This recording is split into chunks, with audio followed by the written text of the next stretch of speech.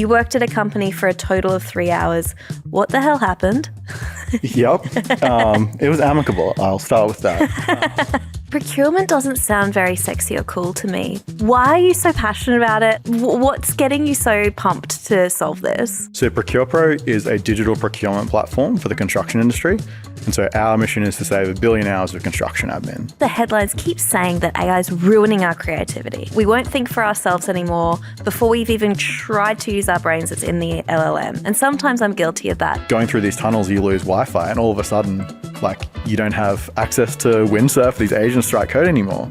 And I briefly was like, oh man, am I useless without this coding stuff? And I'm like, no, I know how to write it. It's just more fun to do it with an AI agent. I can do more work faster. I can stay in a flow state. I actually enjoy doing all this sort of work. I saw you were on a unicorn watch list. I mean, there are worse lists to be on for sure. What would get you there, do you reckon? What would get you to unicorn status? Hello and welcome to In the Blink of AI, your front row seat to the AI revolution. I'm Georgie Healy, and this week we are joined by Tom Newby. He's the head of AI at Procure Pro. They're in the headlines because they're on path to reaching unicorn status, but way more importantly to me, he brought amazing receipts to literally the spiciest questions I've ever asked anyone. Obsessed. If you listen to the whole show, you will know why OpenAI might be stagnating more than they like to admit. Bit awkward seeing they just launched in Australia. The $42 billion gamble that Australia is playing on data centers and why it might not work out and why you are not lazy if you use LLMs. This is a constant rhetoric about we're losing our creativity. We're not thinking properly because we just immediately ask LLMs all our questions. We talk about what we were doing before and no one was mad about that. Finally, the AI tool that no one is talking about in Australia and possibly one of my favorite hacks of the week ever. Let's dive in. This is in studio this week, so if you want to watch that online, check that out. And at the end, I have a few shout outs. Thank you everyone who wrote in messages last week. Let's dive into the show. You're listening to a Day1.fm show. I'm thrilled to be partnered with Stripe for today's episode. Did you know that Stripe Startups offers early-stage venture-backed startups access to Stripe fee credits, expert insights, and a focused community of builders? We love builders on In the Blink of AI. Apply today at day1.fm/Stripe. Do you want to start us off with your favorite AI hack of the week? I think I'll plug a tool that I've been using a lot at the moment that I don't really see getting mentioned much in Australia, which is Hex. So Hex is a sort of a data analytics platform, and they really built around notebooks. So it's really built for data analysts originally, and it just fits into your process and makes sense. But they recently just launched their Threads agent, they call it, which is a conversational, it's basically a data analyst in a box, like an AI data analyst. Ask it some natural language questions, and it's not just really basic queries that it's doing to answer stuff. It's actually doing the work of a data analyst. And then with that output, the data analyst on your team can jump into it and validate that information and sort of pick up where it left off and keep going with it. Super good. I've never heard of Hex. Incredible. Hex. Hex.tech. It's great. Love that. You've come in strong. Mine's a prompt. This really would not have existed if I tried it a few years ago. I was telling our amazing producer here, Jake, that we've got an outdoor area which is just hideous. And, summer's coming, and I took photos and just said, very low budget, very low effort. How can I improve this space, right? And there's a pool. It's a rental. Don't think I've got the most bougie situation. But it was amazing. I couldn't believe it was telling me, this is the low-hanging fruit, like painting the back fence, which is just raw exposed metal. It was it looks like a prison. And I'm like, it does look like a prison. A prison with a pool, though. A prison with a pool. A good, high-quality prison. Yeah. But I wasn't even thinking of that. I was focusing more on, I don't know, maybe we get a pool chair and things like that. So not the things that would have added value. And it mocked up before and afters. And even just, should I paint the fence or should I put, those bamboo rollout things on top of the fence? I would have assumed the bamboo rollout things would look better. actually, no, because AI can mock that up for you. I was like, the paint looks better than that. So Yep. It's amazing what it can do. for the holidays, try a few of those before and It's after. a lot easier than actually doing the renovation yourself as well. Oh my gosh, and so democratized in terms of like, I am not going to pay a landscape architect for a rental or, someone to come in and do it. So that's my little project for the weekend. Okay, we're diving right in. Sure. With the most random question I think I've ever asked anyone. Yep. You worked at a company for a total of 3 hours. What the hell happened? Yep. It was amicable. I'll start with that. A family friend, he was like a software guy who worked on like old school ERPs, these like business systems and stuff. And I was doing some like tutoring for his daughter. And one day he's like, oh, you're studying like IT, right? Like, oh, I've got these like freelance clients I used to have years back that I do a little bit of work for them, but I'm too busy to do it myself. I want you to take over it. I'm like, okay, like, but what is it? And it was like Visual Basic script sort of stuff. And I was like, I don't know, I don't think I can do it. And he's like, no, you'll be fine. So sure enough, like 18 years old, drive to the other side of town, rock up with his business. And it's like a industrial warehousey sort of place.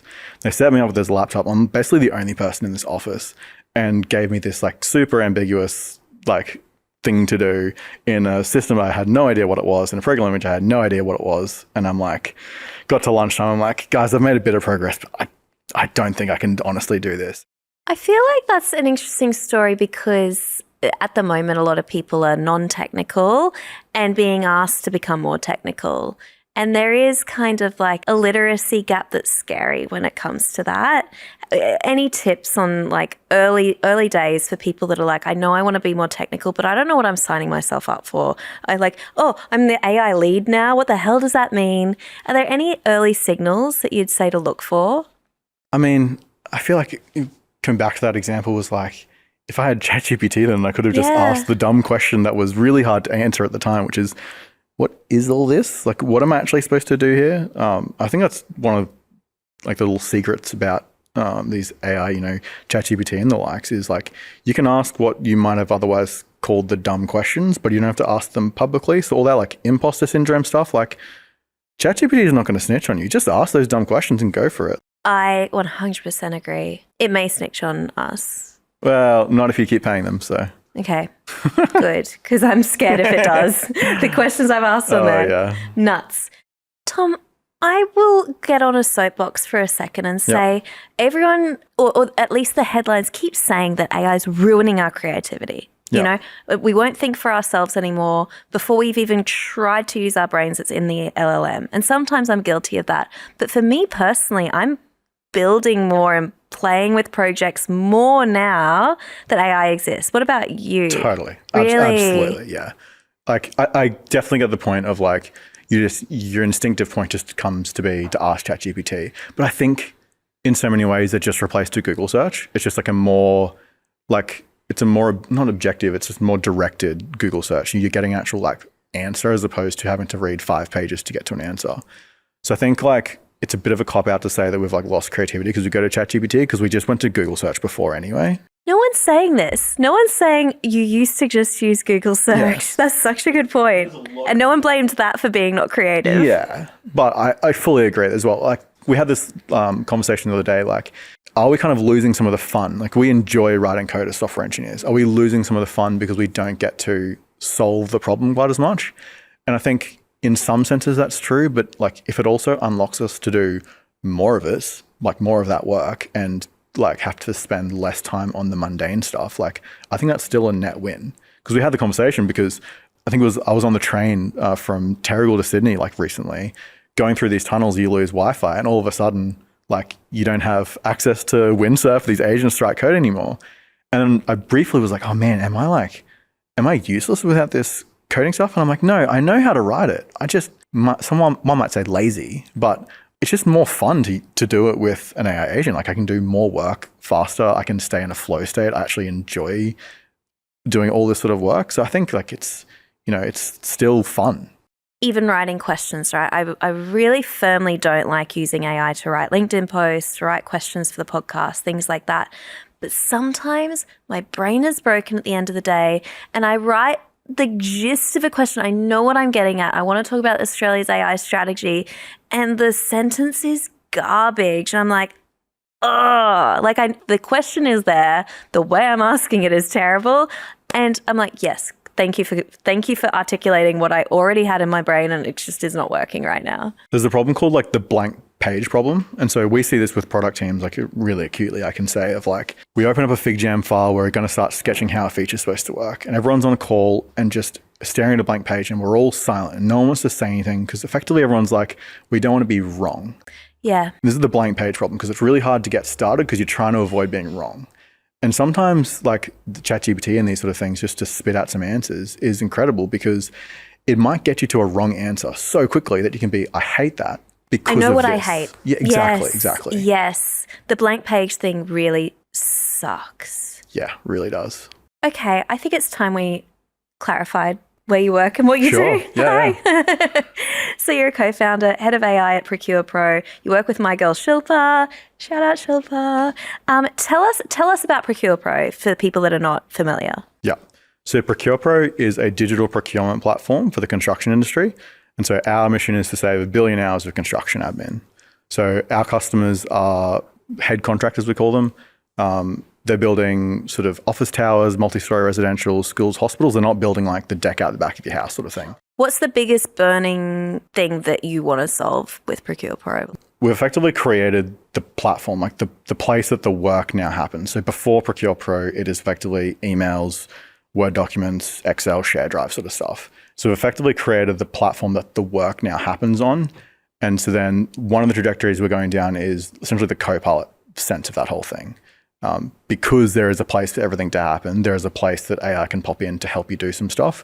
Because procurement is just made up of a bunch of like essentially little actions you can do, as well as different like opportunities to reduce risk or capture some value essentially along the way. That is just all these micro sort of decisions along the way, as opposed to like necessarily big ones all the time.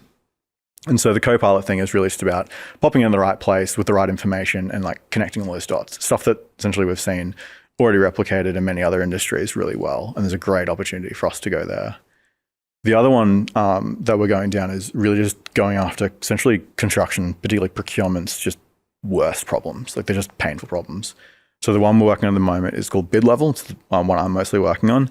And it's going after this problem called bid leveling, which is I receive, I'm going out to tender as a builder to get quotes for flooring for my apartment tower I'm building. I go out to 10 different subcontractors to get prices, and they all come back to me with PDF quotes, sure, but they're all in different formats, different structures, like the prices are all structured in different ways. And my job is I've got to go through all these 10 and build a spreadsheet that says, for all the different work that we need to get done, essentially vendor 1, vendor 2, vendor 3, how much they're all priced. Because my job is I need to obviously work out, like, are we getting the best price? Are we working within our budgets? But also, are we choosing a vendor who actually is doing all the work? We've got to make sure everything's covered in these quotes as well. You can't just choose the lowest price and go with that.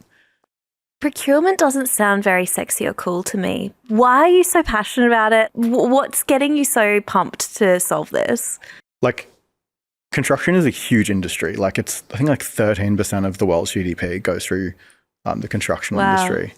And procurement is like really this point, it's like they call it like the second point to protect your budget. So the first point is the price you actually like say to the client you're going to deliver this on. The second point is all your procurement of protecting your budget. It's super, super critical to get that right because that basically means whether you're going to make or lose money on this. Yeah. And so like us as founders, like we're product people. We love the industries we're working in and we love the construction industry. And so we've gone really deep on this problem, but we just see a really great opportunity in and around this space. And we've been working with great customers over the last couple of years who've been backing us along the way as well and just keep essentially chasing the problems we can find there. Okay, so speaking of which, I saw you were on a unicorn watch list. I mean, there are worse lists to be on for sure. What would get you there, do you reckon? What would get you to unicorn status? The way that we actually get there is to continually just focus on solving those customer problems. And I think we kind of maybe are taking a different path that you would see other unicorns taking, in that we're like a vertical SaaS company. So we're going after construction industry as opposed to a lot of other unicorns you see and hear about they're something for every industry sort of thing. And so that's a little bit unique in itself, but that's what allows us to be like so laser focused and so deeply empathetic for our customers' problems to actually solve those problems and stay there with them. One of our team values, our cultural values, is help the customer win, and that it just manifests through everything we do. Like, as I said, we use FigJam for our product teams for how we shape up and design and scope features, and in those FigJam files, there'll be like photos of our customers with quotes attached to them and like essentially annotations of the stories they've told us either in a user interview or at a conference or just on a phone call about the hard lessons learned they've had there. And as we're going through like a design process or, shaping up a feature, we've got engineers and designers and product managers that are all like recounting these stories as if they're mates with these people because they're so deeply empathetic. And that's the sort of people we want to attract to the business as well. Yeah, I love that answer. It was a wild question to ask, but I really appreciate that, and that's really exciting. When you reach unicorn status, don't forget the little people, okay? Yeah. We've got some headline news I'd love you to unpack with your awareness in the industry. The AFR just reported a push to nearly $42 billion in commercial data center construction projects. Do you see this as a good thing for Australia to be investing in that kind of infrastructure? I mean, I think the answer has to be yes. Well, you'd be surprised. I'm about to have someone on the show that very firmly thinks that from an environmental and climate perspective, terrible decision. Yeah, I mean, there's definitely some fair merits there. Look, we've seen like a massive boom in data center construction from our customers. Really? Because it's a lot of the similar size customers that we work with are the ones that go into the data center space. And I think a couple of them were kind of lucky during COVID that was kind of this nice mainstay, staple, safe work because it was continuing to boom, obviously, during COVID as well. The question really to ask is like, what's the role for like public sector investment, I guess, in that as well? Because I think that's where there's some other interesting conversations. Just like, is there actually a reason why Australia has like the right to need to push really hard into this space? Is there something unique about Australia that we don't know about? Like you and I don't know about, right? Like, is there something that that these data, like these big labs, OpenAI, Anthropic, the likes, Google and such, they know about Australia that we don't? That is worth investing into this space. And is some of that, from the public sector spending perspective as well, like, are we actually in a place where we would expect, with high electricity costs and sort of a latency sort of connection to the rest of the world, that data centers here in Australia really make heaps of sense beyond like serving Australian traffic? Because I think there's kind of this beautiful pitch of like, oh yeah, we're going to build all these data centers here and we're going to then produce all the stuff we're going to export to the world. But I just don't know how much of that really stacks up. Yeah, I have seen this rhetoric of like, we could be the hub for APAC for data centers. That like it could be here. And there's also rhetoric around, well, if we don't build it here, we're still going to have the demand. And do we really want to be relying on other Asian nations for that? But more to the construction standpoint, putting all of that aside, say we do decide, yes, we're going to be a hub for data centers. The government's getting involved and approves it. From a construction standpoint, where do you see that working and how? Like, I have no construction background. I wouldn't have a clue the considerations that would come into building data centers. Maybe just a few thoughts on that you could think of. They're, from what I understand, they're a little bit like industrial projects because, we're not really quite concerned about like what color is the carpet in the data centers, those sort of things. They're more industrial in nature, but they're really like very efficiency minded. It's all about like how much you can squeeze into a square meterage. And so it's kind of one of the more interesting things is that there's been a couple of builders that have been working with, I think it was NextDC in particular, because they've been pushing a lot of the data center construction in Australia.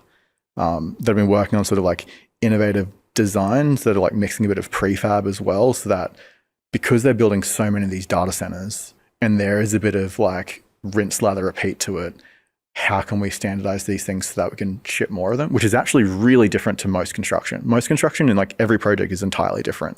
So there's not much of that like, I guess like standardization, repeatability. So there's some interesting things there. But yeah, it's really like industrially sort of style projects that are going on there. OpenAI just launched in Australia. I was there. You were there? I was there last week. They didn't invite me. Oh. How rude. Yeah. So I can be really mean Yeah. to them publicly on the show, of course. Yeah. I'll be really nice to them. Yeah, you because- have to be because you got the invite. Exactly. Do you reckon they can win the LLM race? This is like the billion-dollar It's question. a $1 trillion question, right?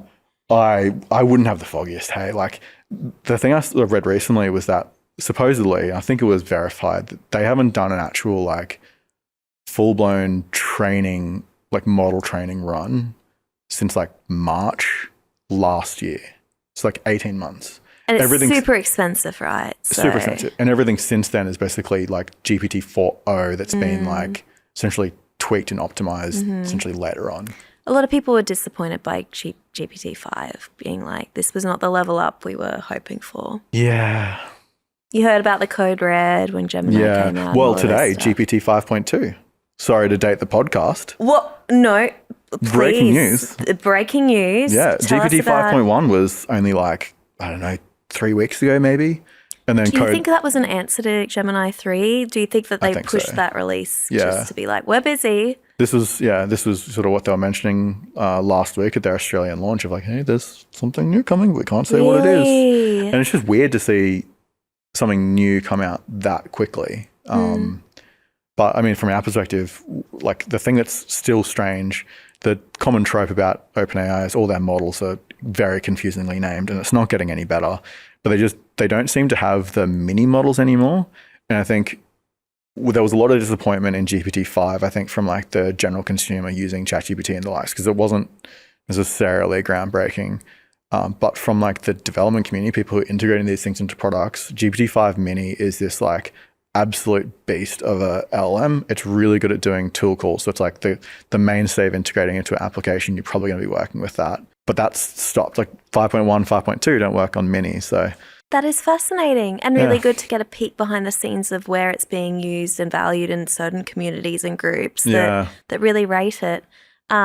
You're such a good sport. Thank you, Tom. What would it take you to switch from whatever your personal LLM of choice is to another model? Because in my household, I work at Google. I am a GPT advocate. Yep. My husband's a Gemini girly. Yeah. And when we're on holidays, well, my model says this. Well, my model says that. Well, yours isn't integrated with maps. And like, yeah, but your image generation sucks. Like this kind of stuff happens all the time. I'm curious where you're at and what it would take you to switch. I'm a ChatGPT person. I have been for since quite early on. Yeah. I think actually it's almost not as much about the model anymore as much as it is like the big picture user experience of it. Like I pick up my phone and the mobile app experience of that works really well. It's integrated with codecs, so I can do like remote coding things as well. And I think their sort of investment, like the commentary out of them at the moment is like, yeah, models are really cool, but they're not everything. It's actually like everything that goes around it to like make that experience work. And that was the big thing that came out of the release or like the Australian events for OpenAI was the apps SDK, they're calling it, so that you can, as a software company, you can embed your product within ChatGPT and immediately get this insane distribution. They're really bullish on the apps. I think that's going to be the thing that wins because it's effectively just going to be the new platform, if you will, that you start your day, you do work from as opposed to like a Google search. I can see it. I can see it. All right, last one on the headlines. Apparently 36% of Australians are confident in AI. They use it, they don't trust it. Should they trust it? And what are the risks around the everyday user? They shouldn't blindly trust it, that's for sure. I think overarching principle is that the fundamentals of everything hasn't really changed with AI. And one of the key fundamentals here is to like fact check your sources. And I think that information, that skill maybe has been lost a little bit over the years. You know, we had Google PageRank algorithms that started to get quite better at promoting, sane sources as opposed to the insane sources and stuff. But I think now when you get given this well-shaped answer from your chat client of choice, you still have to do you still really should do the work of kind of fact checking where that came from. And I think that may be a skill that some people have to remember to come back to. One thing that I've tried as just a bit of a fun one is because all these chat agents, they start to build up their context and understanding of you. They save stuff even though they don't always tell you, but what they're learning about you. And of course, you start getting into the you're absolutely right territory where everything you say is correct. Yes. And a lot of them have some mechanism you can do, like essentially a private chat, which means it doesn't bring any of your stuff. It's like as close as you can get to like the model directly, or at least like the product as if you signed up new.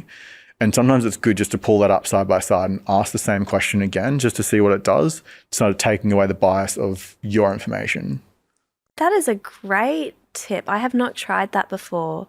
When we used to use Google search, I would get incorrect answers all the time because there'd be blog articles and they're definitely not research and blah, blah. And I'd just waste so much time trying to find reliable sources. And I feel like we are pretty harsh on the models considering the experience overall. I don't know if you agree. There's definitely some parts that you're gonna need to separate like the model from like the chat client, I think, as well. It's like True. separating the raw models from Chat GPT or like the Gemini like bundled products, you could say. And the LLMs, like by nature themselves, obviously do have their hallucination risk. And there's some stuff that they just struggle with the precision in a case where you really need really precise, accurate points on it, where, you know, a decimal place being the wrong place or a number being the wrong place is not great. Yeah. But I think if people's experience of using chat clients and saying they're not good, they're not reliable is based off like pre-January 2025, so anything from basically 2024, like they've changed so much basically by virtue of having consistent connection to the internet to keep searching, that they're pretty accurate now. They're pretty decent. And you can ask for sources most of the time as well and sort of validate that as well. Any tips for leveling up a little bit? Just getting from beginner to intermediate. One of them is just trying new use cases out, sort of starting from that position of I don't know if it's possible, but it's worth trying, because you need to essentially start building that intuition as to what it's good and what it's bad at. But to take that a step further, it's then I think a really practical example or a really practical activity you could do would be to take a particular thing you want to do. You're trying to get it to write your LinkedIn post because you want to generate some AI slot for LinkedIn. And don't just... How dare you? Wield it. Don't just essentially let it produce one output and say, oh, okay, that's done. Actually throw different prompts, different examples, like test different things of like saying, hey, give me 3 options, or come back with questions before you write something for me. Like we internally have like an internal AI chatbot called Julius. It answers questions about how our product works for our team internally. And the biggest thing and the most important thing we did was actually making it like a Slack channel that's available internally, because it made it then this like something that everyone in the team could see. And so then people could see how other people are using it and be like, oh, I didn't think you could do that. I didn't think of asking it that way. And I think that social part of it as well is really interesting, which is where obviously you see people sharing, you know, this is what's working for me on great podcasts like this one. Oh, stop. It reminds me of an answer you gave earlier on asking the dumb questions. If it's an internal related question, this Julia sounds brilliant for that, where I'm like, oh, I've already asked Tom, my manager, 3 times. He's definitely given me the answer. I need to know, but I can't ask him a 4th time. I'll get fired. Yep. I love a tool like that. Go for it. Yes. Exactly. Genius. You know what? We've gotten to the end of the interview with some spicy rapid fire questions. Are you pumped? Let's do it. Actually, this first one requires my laptop. We have never done this on the show before. Brought out a laptop. All right, first one. Mm-hmm. Oh, sorry, context. Our friend Shilpa said that you are amazing with identifying images. And I'm not sure if I've phrased that. Yes, places. Sorry, not images, places. I've got 4 places to show you. Some of them are really mean. Really mean. Some of them I think are less mean, but we'll find out. This is the first image. Oh, this is going to test my history knowledge instead. Yes. And this isn't even one of the mean ones, Tom. Oh. Pass the laptop over. Yeah, come have a look. So, first of all, what I'm going to say is this must be ancient city of Petra.webp. Because in the top left-hand corner of this image, I have the name of the place. Sake, now I can't give you my laptop ever again. This is part of the trick, though, is that a lot of people share information online, and there's lots of detail hidden in photos that gives away where they are. So the context is that, like, I love Google Maps. It's like my number one app. I've used it while I've been down in Sydney today, like genuinely 100 times because I love looking at maps. And then when people, we have a remote team all around Australia, they share photos of where they live. I then might find where they live. I want to find out their beautiful area that they live because they post beautiful photos of the beach down the road from them. Publicly available images. Exactly. But it's also a great opportunity to teach them about what information they share online. Yeah. Because it is quite easy to find people. Like, surprise, you're lucky it was me who found it, not someone else. But I have seen this image before. There's like basically for this, you'd be relying on like your memory of like historical knowledge of these sort of places. It would be unusual if you had actually been there, I feel. Yeah. The camels are a bit of a giveaway that it's not Surrey Hills. I thought that I was giving you an easy win here with the camels. Yeah. Like you can narrow it down a little bit by camel placement. Exactly. All right, you do not get the laptop ever back because all of them are labelled. I'm not going to cheat. I won't cheat this time. Where are we here?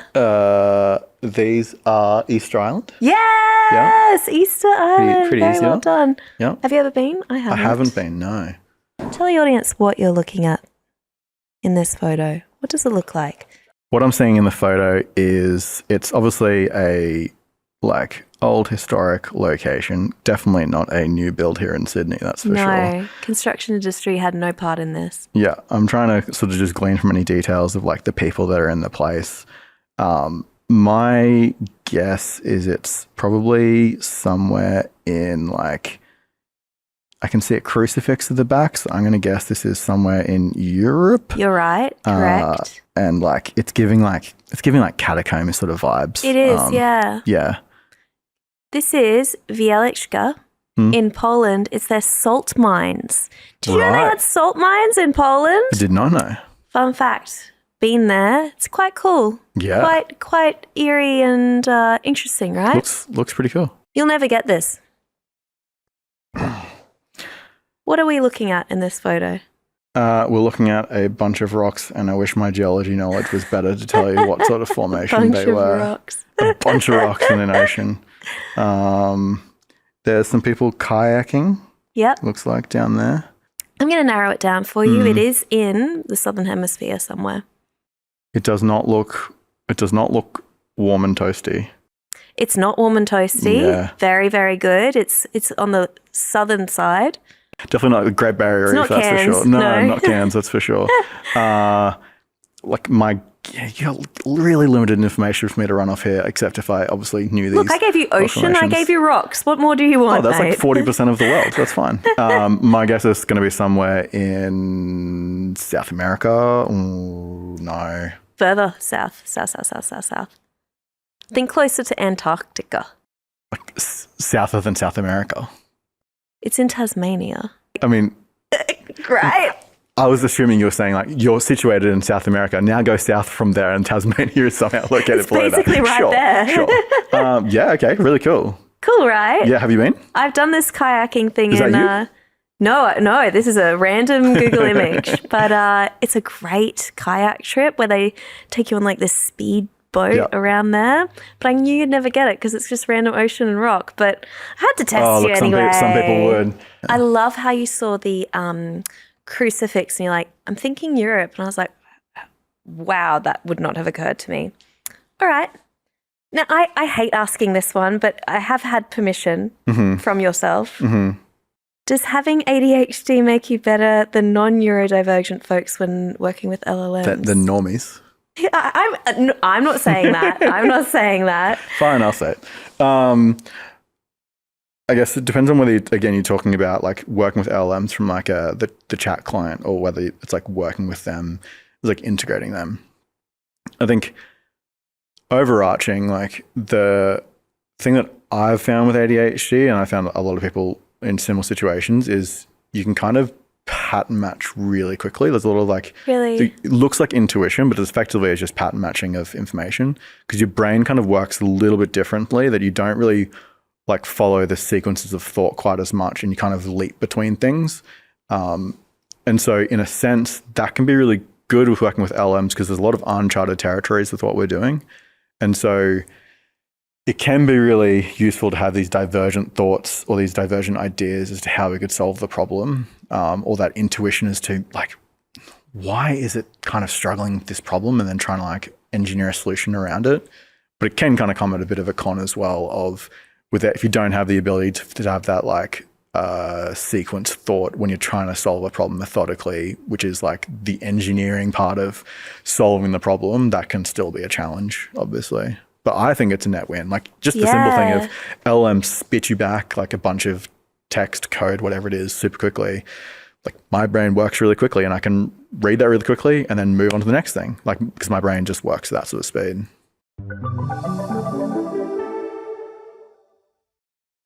As a startup founder, you're juggling multiple priorities.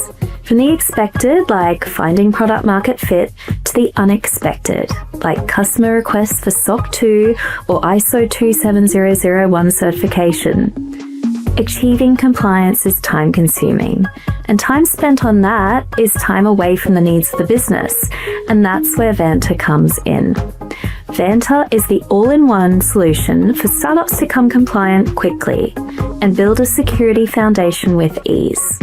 With a combination of automation, an extensive partner network, and a security marketplace containing 385 plus pre-built integrations, Vanta provides the necessary tools and expertise for startups to achieve compliance seamlessly, no matter how urgent your needs are, and at every phase of growth. Over 10,000 leading companies, including CipherStash, Handle, and Indebted, trust Vanta to automate compliance so they can focus on growing the needs of their business. Here is the important part. Startup listeners of the show get $1,000 off if they go to day1.fm/blink. Can I ask you, when you knew you had ADHD and how that felt, like how old were you, and were you already like in engineering and technical at the time, and then it was like, no wonder I'm so fucking good at this. Like, how did it feel? It's like 2 years ago my diagnosis was. Really? Yeah, okay. yeah. Were you like, bingo? And it just happened because other software engineers, like friends of friends sort of stuff, were all talking about it in some other Slack channels and stuff. And the things that they were describing, I just assumed the stuff that everyone struggled with, but apparently is kind of unique-ish, at least to ADHD. Yeah. And so it was, I guess, reassuring in a sense to know that those things that I struggle with aren't like a character trait flaw sort of thing. There's a reason kind of why that's the case. Bit of a sort of worry and anxiety, like I'm medicated, that then it'll make me less me. Which has not been the case at all. Like it still have all the traits that I love about having ADHD essentially. But yeah, it was well and truly years into it. And it's one of those things we're like, looking back, we're like, that makes so much sense. Like I taught myself to code at like 12. Oh my gosh. And I was building things all during high school. I did well at school, but every time all day I was at school, all I was thinking about was the side projects I was building at home. And it's like, oh yeah, that's not normal. That's not a normal thing to do. But I guess it's also just part of the DNA of why I became a founder as well. The bits that make me work is I just love bringing new things to light, creating things. Yeah. I'm sure there'll be lots of listeners that will be like, hell yeah, that's how I feel. How does one cheat at 7-Eleven online games? And what does one benefit from the outcomes of that labor? So again, like teaching myself to code at like 12. There was a promotion that ran over like a summer, like when I was a kid, for 7-Eleven. That was like it's kind of like an online like air hockey sort of game. I was again learning to code. So I'm like, how does this work? And this is obviously like 20 years ago. So you could just right click inspect source because there was no like minification protecting of stuff. And you're just like, I was just pouring through this code trying to work out how it works. And eventually I worked out like, I think I can just change my score. And I did, and it worked. I'm like, oh, cool. And then at some point you realize you can exchange them for like Slurpees essentially. Hell yeah. And so you exploited that for a little bit, but the problem was you had to like walk down the road to all the way to the 7-Eleven to get it. And you're 12, so you're not going to drive to the next suburb over. Okay. And you have ADHD, so you basically rely on novelty. So once you've done it the first time, you're like, cool, well, that problem's solved. Move on to the next one. It. What flavour did you get? It was always Coke and raspberry. Both. And if there was blue, top it off with a bit of blue. Blue was a flavour, not a colour. Whatever blue flavour is.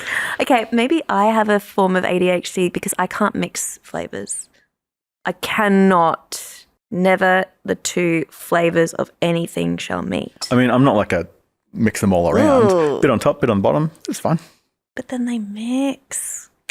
Just a bit of spice. Too much spice.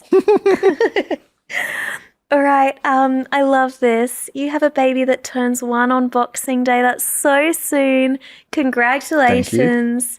You've got a while before this becomes an issue, but what do you think when it comes to education? I don't know about you, but my parents were very like, you go to uni, you study engineering or law or like that. These are the paths that will always give you like a very stable outcome and future. Have you started thinking about that yet, or are you like that? That is for a decade for me to start worrying about that. I mean, like definitely a bit of the latter, that it's a while off, and understanding what that context is going to be like is really hard. Because what we had 2 years ago is entirely different to now, right? That said, though, like I've held a position for quite a while that engineering, in my view, software engineering at least, should be more of a trade than it currently is. Like my personal experience was I went through uni. Again, maybe the ADHD here, but I went through uni and I was working instead and doing my own things and having a great time, and was fine during uni and technically ticked all the boxes and technically learnt all the things, but I didn't actually really learn them until my first like 2 years in the industry, and then just learnt everything really quickly. Using the tools hands-on with real problems, not all this theoretical stuff. I couldn't agree more. Like I did engineering at UQ as well. Oh. Friends. Oh, no. I don't really know why I'm doing double derivatives.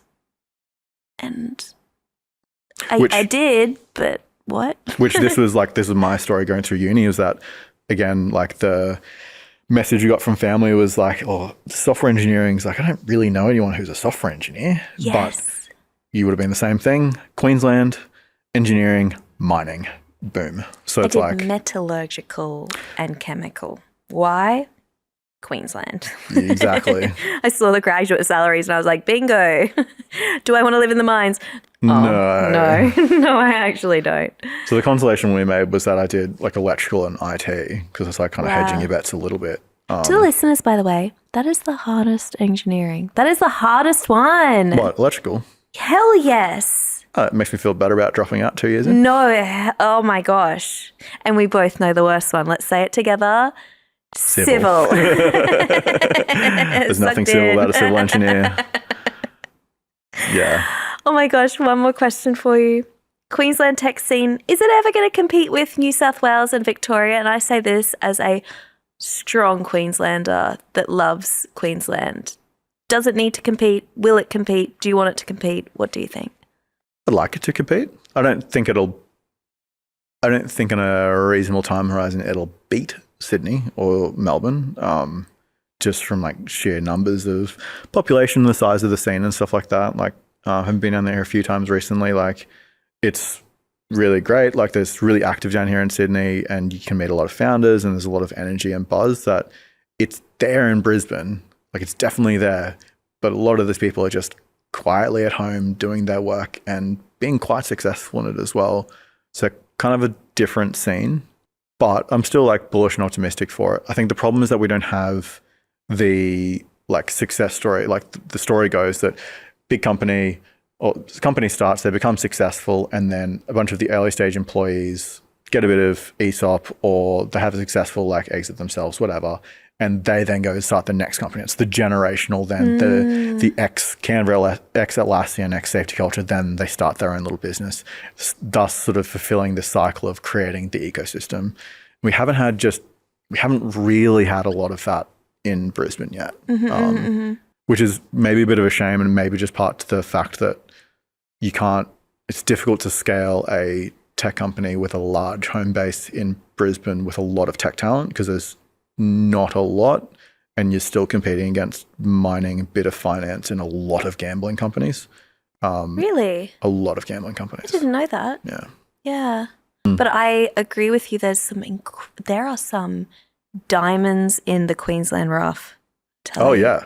Some really smart cookies there that are just, a lot of them are like just bootstrapped and then just heads down, bums up, doing their own thing and building really strong businesses. And they don't need to be in the front page of the AFR to be killing it. Yep. I've seen that too. Tom, this has been an absolute pleasure. Thank you for joining in the Blink of AI. Before you go, what do people need to know to follow Procure Pro and follow you if that's of interest as well? Yeah. The best place to follow us is on LinkedIn, the Procure Pro's LinkedIn. If you're someone who works in the construction industry, be that a builder yourself, obviously reach out and chat to us about Procure Pro. But if you're someone who works in around construction and is also looking at making moves into construction tech as well, we're always open to those sort of conversations. And if you want to connect with me, if you're interested in AI and like building AI products and those sort of things, like connect with me on LinkedIn as well. Legend. Thank you so much for being on the show. Thanks for having me. Thank you to everyone who sent in a message last week regarding Australia's national AI strategy. We had the episode with the CEO of Heidi Health and of Upcover, and that was a discussion that many of you told me that needs to be had, is not being had enough, and is not candid enough. And having those guests was just such a net positive because they really live and breathe and build at the, what I often say, coalface of innovation, right? But more importantly, it really means a lot to me that you guys care enough to write in and take the time to send me a message, or comment or like or subscribe or do any of those things. You know, it's like that additional extra work that really makes a huge difference to the show, huge difference to the production quality we can get, and a huge difference to the kinds of guests I can get on the show when they see, you know, how much the episodes are liked and the kind of impact it can make. It only makes the show better. So thank you so much. It was our most downloaded episode ever, and it's the first episode for 2026. So more of that to come. I can't wait. Thank you guys, and I'll see you next week.